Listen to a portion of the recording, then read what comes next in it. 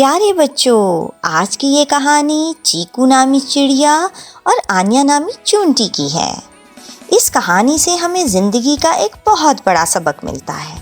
تو آئیے کہانی شروع کرتے ہیں۔ چیکو ایک لاپرواہ اور سست چڑیا تھی۔ وہ دن بھر شاخوں پر چھلانگیں لگاتی اور خوشی سے چہچہاتی۔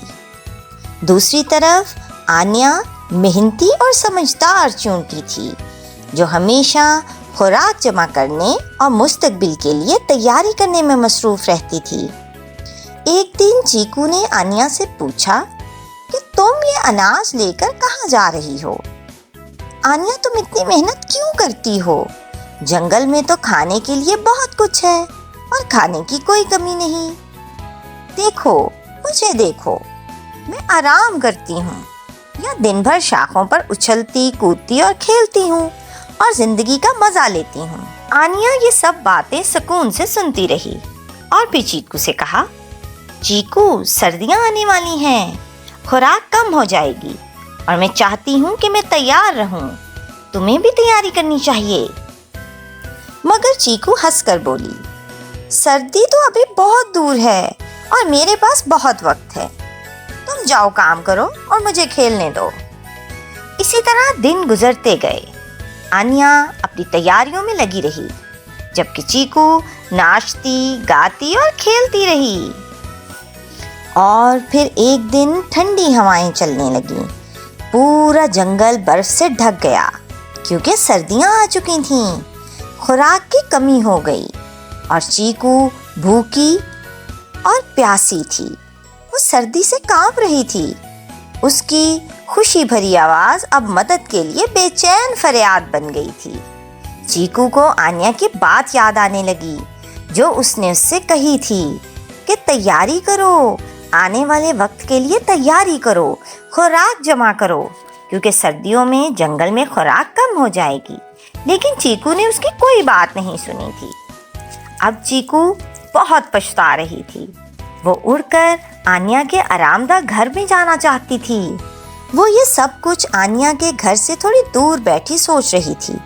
وہ دیکھ رہی تھی کہ آنیا کا گھر اندر سے کتنا گرم ہے اور اسے لگتا ہے کہ وہاں تو بہت خوراک بھی ہوگی، کیونکہ آنیا نے گرمی کے موسم میں بہت سی خوراک اکٹھی کی تھی۔ چیکو دل میں بہت پچھتائی اور اس نے سوچا کہ وہ آنیا کے گھر جائے گی اور اس سے مدد مانگے گی۔ یہ سوچتے ہوئے اس نے آنیا کے گھر کا دروازہ کھٹکھٹایا۔ آنیا، میں بھوکی ہوں اور مجھے سردی لگ رہی ہے، کیا تم مجھ سے کچھ خوراک بانٹ سکتی ہو؟ اس نے عاجزی سے کہا۔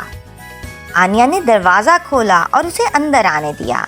اس نے چیکو کو اپنے گرم گھر میں بیٹھ کر کھانے کی پیشکش کی، لیکن ساتھ ہی پیار سے کہا، چیکو، میں نے تمہیں سردی کے بارے میں خبردار کیا تھا، لیکن تم نے میری ایک بات نہیں مانی، میری ہر بات کو نظر انداز کیا۔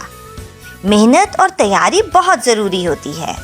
اس تجربے سے سبق لو اور آئندہ موسم کے لیے تیاری کر لینا۔ چیکو نے آنیا کا بہت شکریہ ادا کیا اور سر ہلایا، وعدہ کیا کہ وہ اپنی عادتیں ضرور بدلے گی۔ اس دن کے بعد وہ ایک محنتی چڑیا بن گئی جو مستقبل کی تیاری کرتے ہوئے حال کا بھی لطف اٹھاتی تھی۔ دیکھا بچوں، کس طرح سے چیکو چڑیا نے آنیا سے زندگی کا ایک بہت بڑا سبق لیا۔ اسی طرح ہمیں بھی وقت کے رہتے ہوئے محنت کرنی چاہیے اور آنے والے وقت کے لیے تیاری کرنی چاہیے، چاہے وہ ہمارے امتحانات ہوں یا آنے والے کسی بھی مشکل وقت کے لیے تیاری۔ تو دیکھا بچوں، کس طرح سے یہ کہانی ہمیں مستقبل کے لیے تیاری کرنے اور محنت کرنے کی اہمیت کو سمجھاتی ہے۔ ہمیں کبھی بھی اپنے رہتے وقت کو ضائع نہیں کرنا چاہیے، آنے والے وقت کے لیے تیاری کرنی چاہیے، چاہے وہ ہمارے اسکول کے امتحانات ہوں یا آنے والے کسی بھی چیلنج کے لیے تیاری۔